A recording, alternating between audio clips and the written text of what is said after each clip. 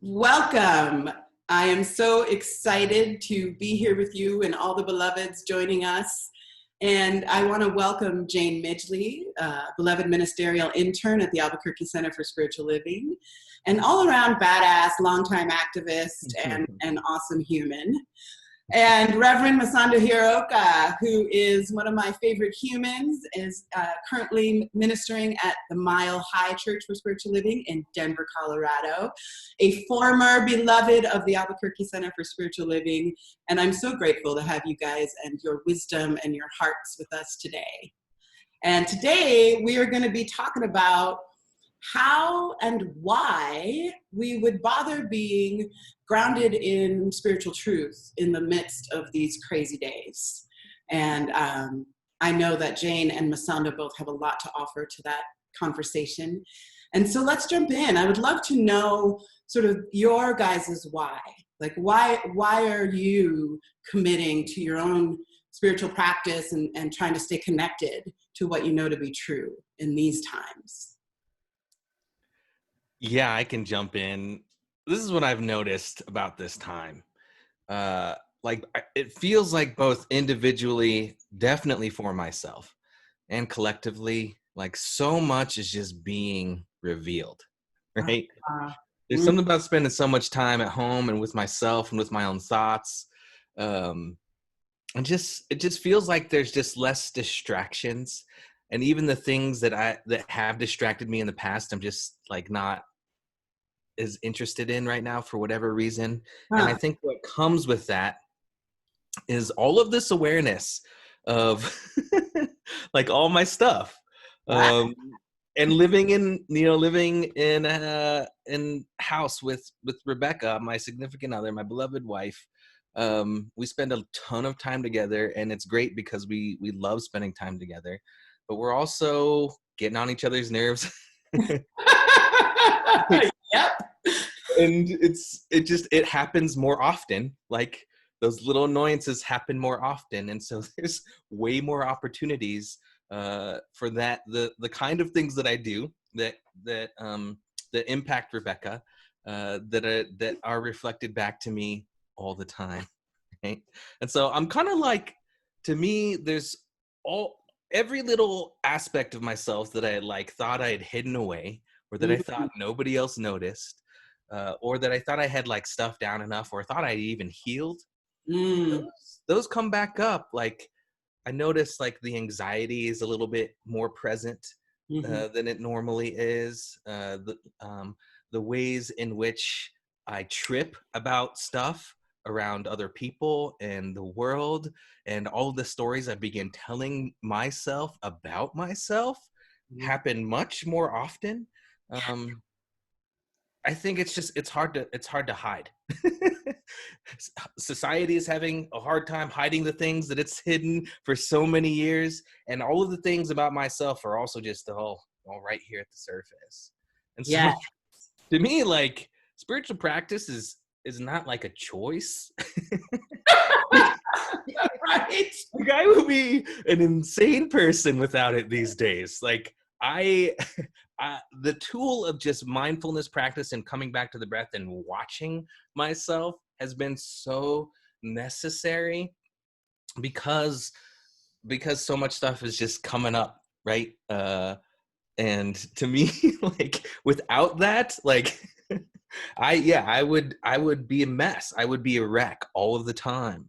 And so my spiritual practice is the thing that allows me both just to come back to the present moment, but also to realize deeper truths, and also just helps me stay present to what is without having to run away or push it away, without having to avoid or spiritual bypass my way out of it either. It just helps me be fully present to what is. And I think by doing so, that's when our spiritual life, we can really, really access a deeper aspect of who we are.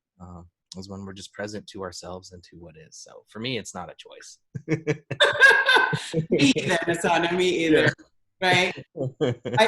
And one of our members said that if they were not practicing, they might be institutionalized right now. I mean, 100%. Yeah, and it's been amazing for me because I'm such a doer and running around so much before all of this happened. And so I have been going deeper just by the need to become more of a being. We are human beings, so hopefully I can let that expand, and I have been. And what's happened is my heart is opening Mm. and softening. Mm, And this has been so powerful. So I'll find myself just sometimes sobbing over this unbelievable human drama that is unfolding for yeah. this entire world. And it'll sometimes go on longer than I'm used to crying or grieving. And then I can come back to a more grounded place and understand that this is, it's not always easy, right, to feel that. And yet, I think this is such a great opportunity. What a gift of awakening for me. And Mm, I've been reflecting on this because I'm working with a group at our spiritual center to look at how racism affects us personally. mm, And what I've noticed is so many just wrenching personal stories of what happened to people when they were children and were told they had to be separated from people of color. mm, And the shutdown that happened to people's hearts at that time. And not just your hearts, but your eyes. So you were not supposed to see what you saw. You mm, were not supposed to feel what you felt. And so now people are opening to this who have been a part of this white system, and that softening is happening, and wow, right, it's so powerful. And yet it's a tender place for so many people. And I love this idea of the sweet spot because the danger right now is that people could just flip over into the anger, right, and the fixing. And so this is why I think the spiritual practice is so key, um, for everyone. But I just want to, do a shout out to the white people who are listening, because then we can act from that place that doesn't have to be in either of those places, which is basically being a human being. mm.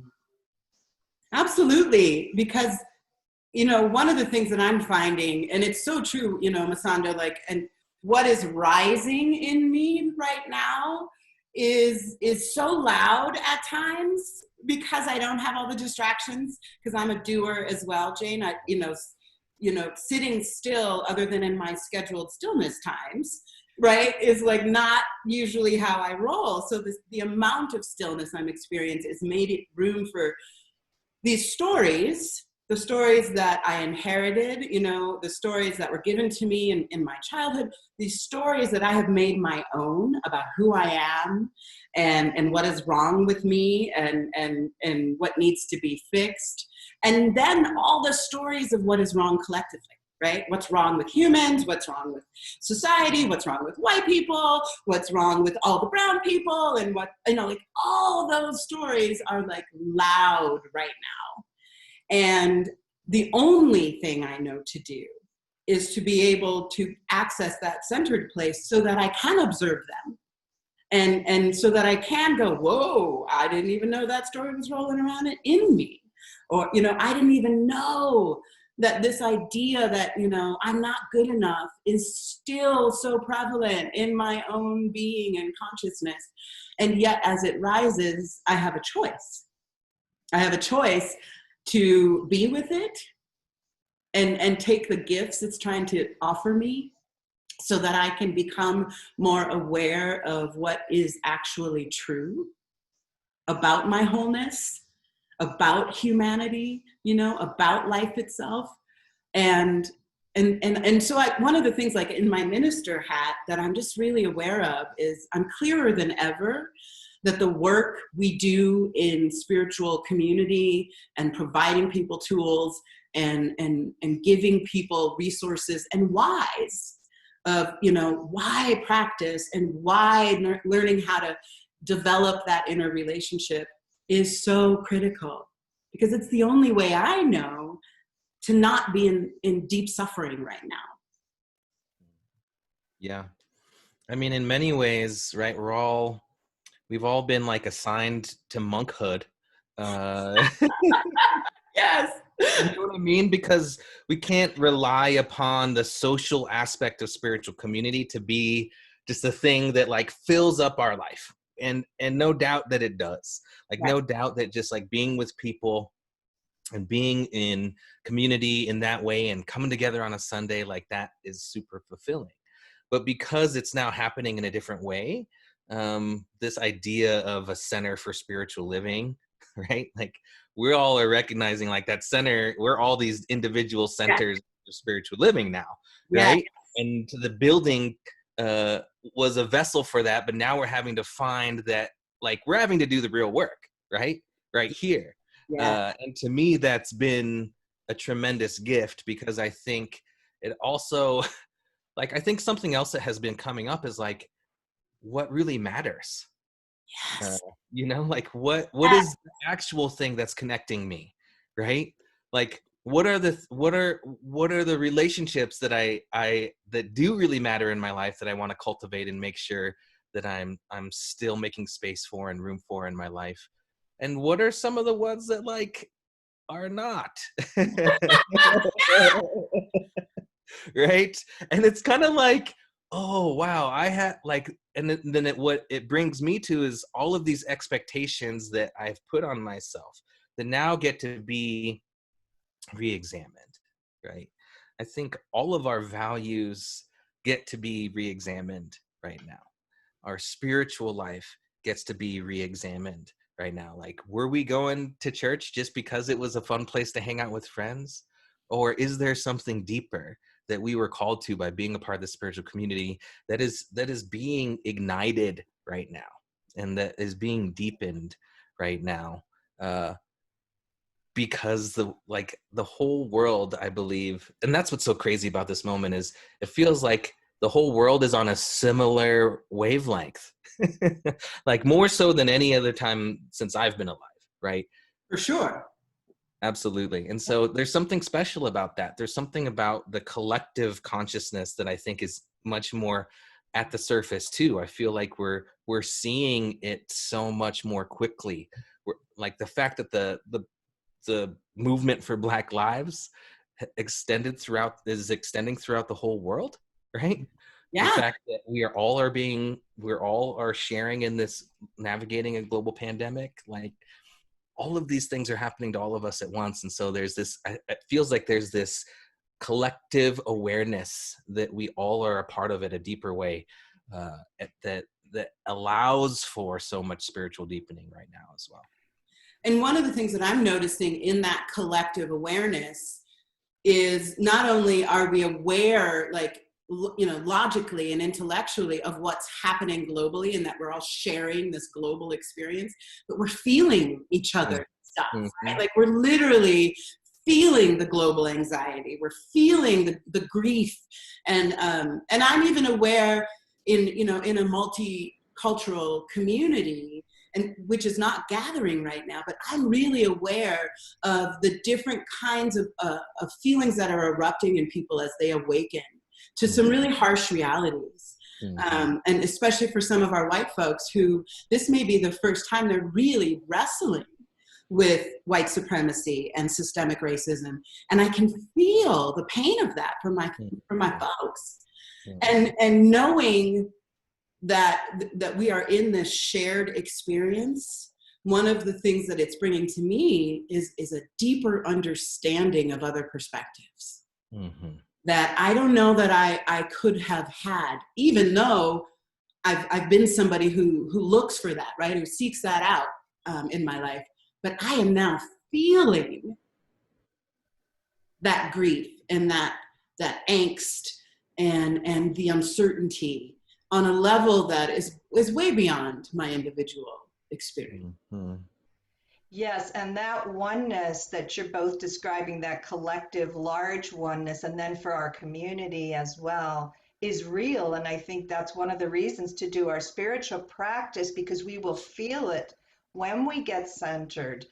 However, I know that a lot of people say to me, spiritual practice, it sounds overwhelming. They feel like they're not doing it right. Well, mine changed in the last year, and they think there's something wrong with that. I'm like, that's fantastic, great.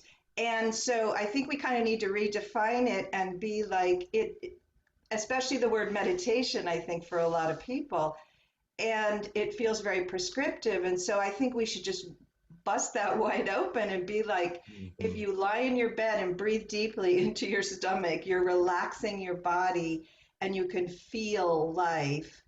That's spiritual practice. You go for a walk and you say, thank you, thank you, thank you for this beauty. That's spiritual practice. And I was reminded that affirmative prayer, the way our founder Ernest Holmes used to talk about it, he said it's got to be embodied. It isn't a head thing. And this is one of, like I'm talking about, this emotional shutdown that can happen and has happened for a lot of people in the past, which I think is coming unglued now, which is a good thing. But it does, we have to feel it, heart, mind, soul, body. And in order to do that, we have to have a practice that helps us do that. So if sitting quietly doesn't do it, dance, sing.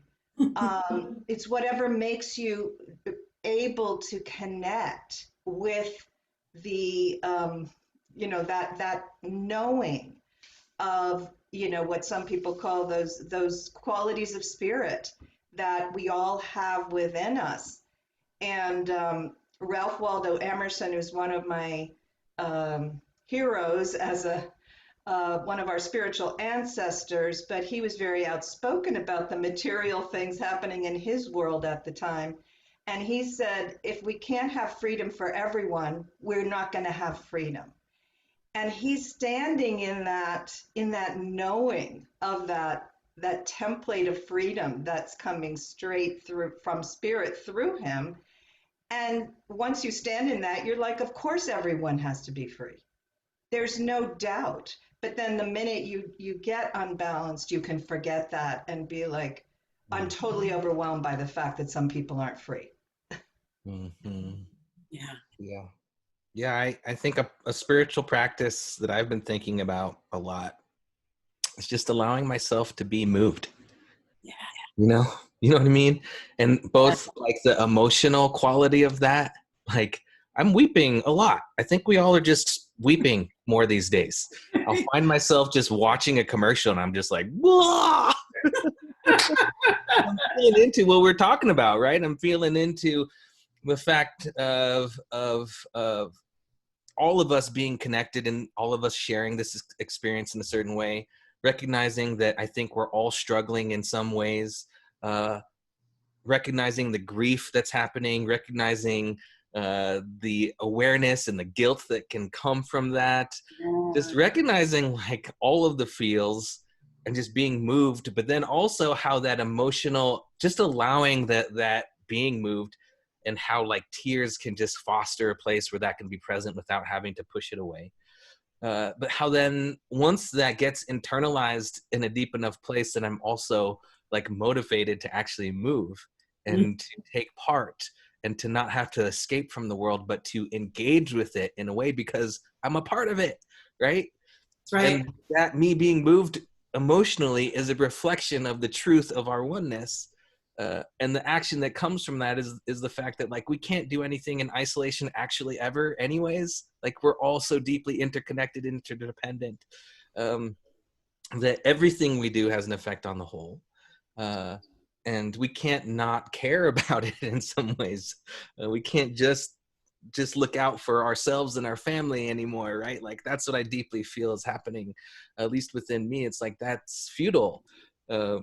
That's like to even have that idea or thought is futile. So, how can I engage in what's going on? And then what comes after that is this excitement and this joy of like being a part of that beloved community, right? Like this like gratitude for being alive right here and right now during this amazing and crazy time. Yes. Joy like follows, but it's only when I'm like allow myself to really be in it. Like my spiritual practice is like, okay, like that's one of my spiritual practices. Like, all right, like this is what it is. This is what's arising. This is what I'm missing. Okay. And if I sit with that enough, oh, then like so much transformation can happen, and joy from being a part of this time, joy in being a part of this body vessel that I reside and abide in, joy in being a part of this community follows. Amen. And it's funny, one of my practices right now is very similar. I find myself just in moments of like deep emotion, and it could be like deep heartbreak for somebody. And I literally say out loud to myself in real time, wow, that really hurts me. Mm-hmm. Wow, that is really painful. And I've taken to like whatever's, I could be literally walking across my living room and that rises in me. And I just stop right where I am and allow myself to feel whatever that is, whatever that is, and just observe myself in it, right? Because if I take that, often it's like 90 seconds, right? To feel something completely. And if I take that time, I can allow myself to just be like, this is painful. Mm-hmm. This just is fucking awful. Mm-hmm. And then it moves. And like you said, and then I get to this place of gratitude, like, and I belong to these people, and they belong to me. And whatever is happening in their lives or in this loss or in this moment, I get to feel with them, right? I get to be in that with them, which is really what compassion is. Yeah. It's not wishing somebody well who's having a rough time from afar. It's feeling it with them. Mm-hmm. And the opportunities for that right now are rich. There's a lot of them. Talk about abundance. For sure. Yeah. So, yeah, and one of the things, oh, go ahead. Well, I was just going to ask, I love hearing some of these specific practices that you guys are engaging in. I just know that they're going to be serving a lot of folks who get a chance to watch this. And so I wanted to just say, what other kinds of practices are serving you right now? Yeah, I think the one for emotions is this practice of making room. Just this ability to make room for whatever is arising, to make room for whatever is disturbing, make room for whatever is infuriating. Because anytime we're responding to something that's happening outside of us or within, I think the natural tendency is to want to push it away if it's uncomfortable or hoard it if it's pleasurable, right?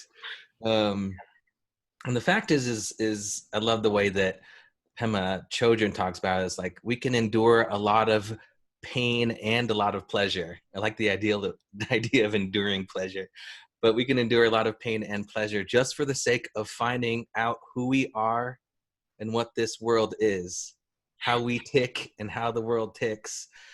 Like we're having kind of a love affair, I think, with ourselves and with the world right now, because I think about this idea of like making room for a new relationship, right? And all of the prayer work that I was doing when I was really praying for like a life partner, was like I needed to make room within myself for a relationship to actually show up.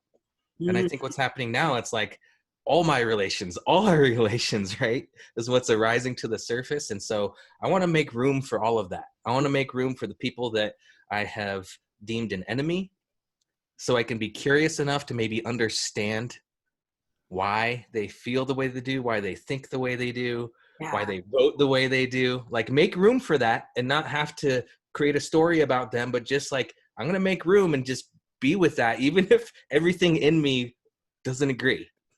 Right? Because I think one of your superpowers, Masando, I love to tell people that one of Masando's superpowers is intra-justice.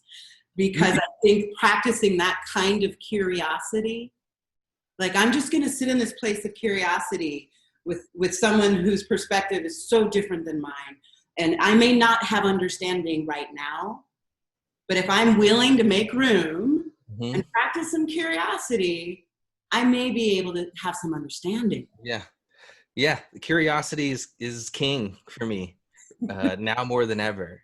So, what I say in myself is like, okay, how can I make room for this person or this emotion or this thing? But curiosity is the actual tool that gets me there, Yeah. right? Yeah, and I think that curiosity is so great when we bring it to ourselves, like you were saying, Masando, because we want to make friends with our emotions. I think there's so much judgment that goes on as we're having all these different feelings, and sometimes it feels like it's cascading just in a matter of a couple of hours. And the more we can just name them, oh, I'm feeling rage, I'm feeling sadness, I'm feeling grief, the more we can name them, then we kind of take away their power to, because we can just let them flow through us. And then one thing I do is imagine I'm standing in a field of love as I'm looking at that situation that might be personal conflict, or it might be the world or whatever. And I'm having compassion for myself and everyone involved, which goes all the way out to those people you're talking about, right? Who it's like, whoa, you're thinking they're not even human, but it goes all the way out to them. But I think for a lot of us, and I would say for a lot of white people, this is absolutely key. There's low self-esteem operating. Mm. And so you've got to include yourself in that compassion. So you've got compassion for yourself. Okay, I feel that. Because if we have the low self-esteem, and that's that question, am I God enough? So once again, the spiritual practice, whatever that is for you, is going to help you remember that you have all of it going on, all in here. And then you can know that, of course, what action you take will be infused with that love, that beauty, that truth, that freedom. But if we're feeling like I have to have compassion for everybody out there, but you're leaving yourself out of it, it doesn't work. It's out of alignment, and you're trying to fix or please somebody or get affirmation from other people that you're okay. And as we know, that just is not going to work, especially if we're looking to people of color to pat us on the head or something, because we're getting more information, we're awakening to the truth of the situation. We've got to go back to that center and know that we are it, and it has nothing to do with those big forces that we think are so all powerful. The change, will it be embodied right here? Mhm. Mhm. Yeah. Yeah. And none of the things we are suggesting are easy. No. No. And so, it's simple, actually. It is really simple, right? Learning how to be present in your own skin, in your own experience, and recognizing that experience is part of a greater whole. And the practice of turning within is always the practice of not only turning within your own being, but it's also turning to the wholeness that is God, spirit, Allah, goddess, whatever your language is. But that turning within at the very same time grounds you in your connectedness to all that is. Mm-hmm. Right? It's never, just my own little small experience. It's always my experience as a part of this larger whole. Mm-hmm. And it's simple and it's tough. Mm-hmm. It's tough because it's really difficult. I'm watching all around me, and I'm watching in my own relationships and myself, in community members, how hard it is not to be identified with what's happening outside of us. Mm-hmm. Right? Without making whatever is happening outside of us mean something about who I am. Whatever your location in that is, whether you're a person of color, you're on the margins in some way, we have had to work our whole lives to try to untangle what the world says we are from what is actually so. And it's even harder right now, right? It's even harder right now to turn our attention from all of those conditions back to what is actually true in us. And I think everything you're saying, you guys, about embodying the felt experience, embodying the emotional uprising that's happening, embodying the stories, and really listening to those stories and learning what it is we are saying to ourselves constantly, often. Like, that is the work, so that we can discover that underneath all of those false ideas is an abiding truth. And an abiding truth of who we are and what we are made of and what we belong to. Yeah. Yes. Yeah. I like taking part in envisioning too. I think what's also really important these days, at least for me, is also in the midst of so much uncertainty, to still have like a vision for what's possible. Yes. Amen. To still have a vision for what can be, both individually and collectively. And so I love the simple visioning practice, but I actually don't start with the vision. I start with asking myself the question, okay, in this moment, through all of these things I've been learning about myself, like, what do I need to let go of? Like, what old story about myself? What pattern of behavior? What collectively old systems and structures? What really just needs to be, what really just needs to be like let go of? Maybe like hospice, a little hospice work of honoring whatever that is for you. And then from that space, right, like from really recognizing these things I can let go of, okay, when that room is created, then what can I more fully embrace? Right? Like, what does that free me up to more fully embrace? And with that, then what can be possible? So that's my like little visioning, which is not, it's just different than the normal 5 steps, but Yeah, I love it. What can we let go of? yeah. What, sometimes the question for me is, what's in the way? Yeah. What's in the way? What's in the way? What's in the way right now? And when I let go of that, and when I make room because I've let go, what am I bringing in? What am I bringing forward and welcoming? Yep. I love That's it. the out breath and then the in breath. Yes. And then like with that new life that has been infused, what's possible? What is now possible? We So have that's an important piece. Yeah. Yep. I just wanted to speak to in that practice, what becomes possible, and soon to be Reverend Tammy Lambert, who is working with me in our BIPOC, our Black Indigenous POC group that meets weekly right now, is she talked about when we do that work, right? When we get to that space of absolute connectedness to what is true in us and our divine nature, the perfect right idea now can rise. Mm-hmm. Mm-hmm. And she was saying that we haven't had the idea yet collectively, right? Right. We're recognizing what must fall, what must fall away, what must die.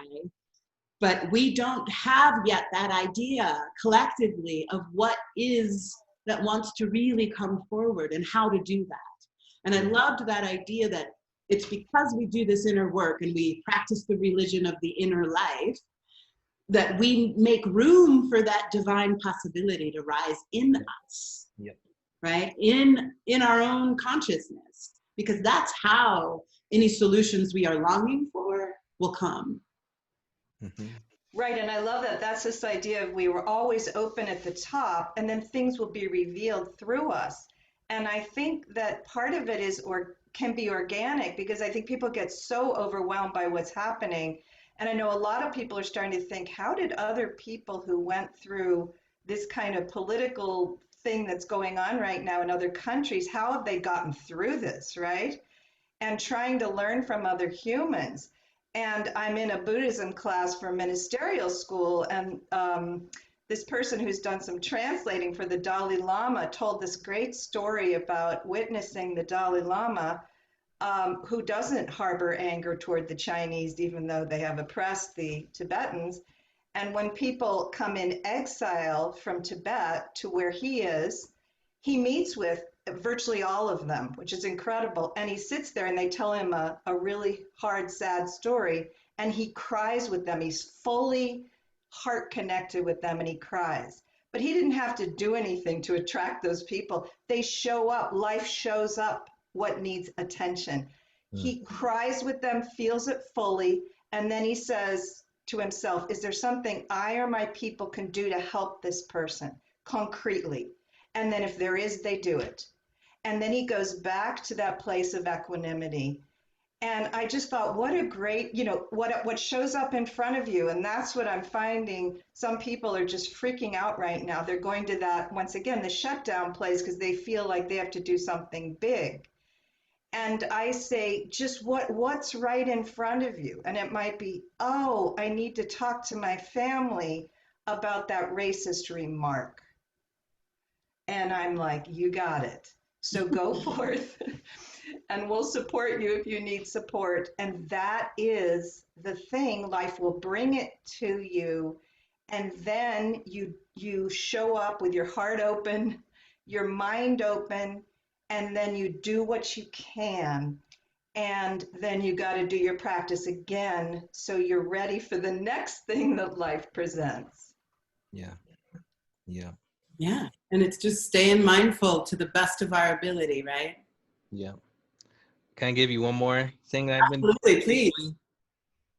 So I have had my own sort of journey with confessionals. Okay. I have noticed that there's something in me that is like on day-to-day basis, like needs to just get right with myself, get right with God, get right with the world. And then I will notice when something is off. Like I will notice when there's something in me that's like, oh, I need to go clear that. Or, oh, I need to go apologize. Or, What? oh, I love this idea. How do you know that? What happens in you that tells you like, like, ooh. I mean, I feel it in my body. I feel it right here, like right behind my heart, and like right in my stomach. Mm-hmm. And I think just because I've been more attuned to it, because I'm like, what is that? Like, why does it feel weird right now? Yeah. Oh, sorry, our dog is barking. But there's something in me that needs to release that, right? That needs to free up whatever that thing is that's in me that's doing that. And so, yeah, for me, it's Zola. I think she's barking at a squirrel. What's her name? Zola. That's actually my parents' dog that we have been hanging out with basically since the pandemic began. Hi, Zola. But she's an amazing presence too, because she knows when things are off. Cats, dogs, like they know when something's off in you. Like they'll come and let you know and give you the snuggles, right? Totally. Like we all have this. For me, I feel it, right? And then when I investigate it, it's like, oh yeah, I'm feeling anxious about talking to this person because I didn't, I wasn't in integrity about something that we had agreed to, right? I have some tension around showing up to this particular space because I need to get right about something that I said, months ago that maybe have been misperceived, right? Like, so for me, it's this confessional of like, just recognizing when I know I'm out of integrity in whatever way and confessing that first to myself. That's so good, Masando. That's so good. Maybe to another human being, but then going and making it right. And that I find I'm having to do more. Maybe I'm just like messing up more or maybe I just am more aware of it. But to me, like, I think we don't have the time or space to hold on to that stuff right now. Oh, right? You say that 5 times. We do not have the time or the space. My really dear friend Bunny always is saying, ain't nobody got time for that. Yeah. Now more than ever, right? Now's not the time for that little thing to be tripping you up. So, And Masando, you can clear it. You can clear it. You can clear it. You can let it go. You can free that. yeah. I love it. And so, Masando, that's what I call the love pandemic. What you're doing, you're following all the prompts within you. You're realigning everything each day. You're communicating with the people you need to each day. You're telling people, "I love you, thank you, I'm sorry," and that's it. It's the whole thing. And sometimes people think that's small. And they're supposed to be doing something big, like I was saying. This is it right here. That's the heart of the whole thing. Because out of that comes the love wave. Yeah. Amen. Hallelujah. And Yeah. I think that's a perfect note to end on. The Thank you. love pandemic. I claim it and call it so. And before we go, I want to do a shout out for Reverend Masando's work coming up with the Albuquerque Center for Spiritual Living. So Masando, tell us a little bit about your workshop on October 7th, which will be happening on Zoom. It is a Wednesday evening at 6 p.m. Mountain Standard Time. Yeah, the workshop really is going to be an extension of what we've been talking about today, but actually getting into the practice of it, right? So I've been thinking, I just did a workshop at Mile High that was how to stay spiritually engaged in these difficult times. And we brought in all of these guests to really just kind of have a survey around things that we can do. Yeah. And so the workshop that I'll do with you all, we're really going to look at some of these spiritual practices, and then we're going to do them together. Nice. Not all of them have to resonate, but hopefully one or two will stick, right? Right. So it'll be that process of visioning that we talked about. We're going to do some mindfulness, but mindfulness both on the cushion and mindfulness off the cushion, doing everything else that you do in normal everyday life. But also just this spiritual practice of like taking action on the things that are arising for you to take action on. Amen. But allowing yourself to be moved and then to move. Yes, beautiful. Those are the things we're going to focus on. So it's going to be really interactive, really experiential. And when you're doing spiritual practice together, there's something I think that gets embodied in this cool way that allows you to go and practice it on your own. More than you would have been able to do so without that. Fabulous. I'm so excited and so grateful you're going to be bringing your presence to the community in this way. And thank you, Jane, so much for joining us in this conversation today. And thank you for having me. Through the Social Uplift Ministry.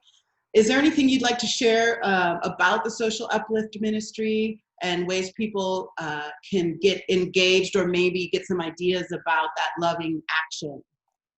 Yes, so the Social Uplift Ministry is really about us being able to do exactly what Masando was just talking about, see what is rising within us as a way we would like to interact with our community, which could be our family, our actual spiritual community, our city, our state, or our country, whatever that looks like, the world, and then be able to take action on it. And so that's one thing we're doing to help people be able to even recognize what it is, and then to be able to take action on it.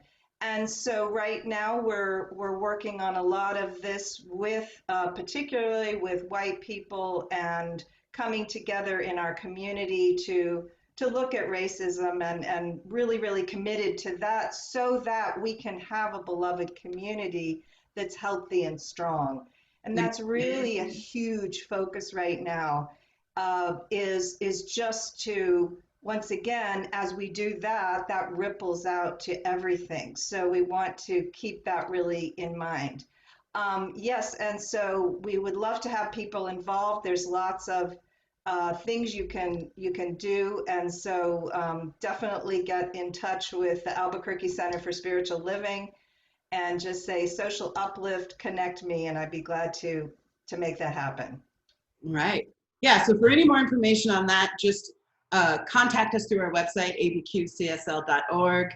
Keep an eye out on Facebook and YouTube and our website for the details for Masando's workshop. And Masando will also be our special guest on September 20th for our Sunday message, which I'm so pumped about. And you all make me happy. So thank you. I love you so much. And thank you so much for being with me today. Thank you. Love you.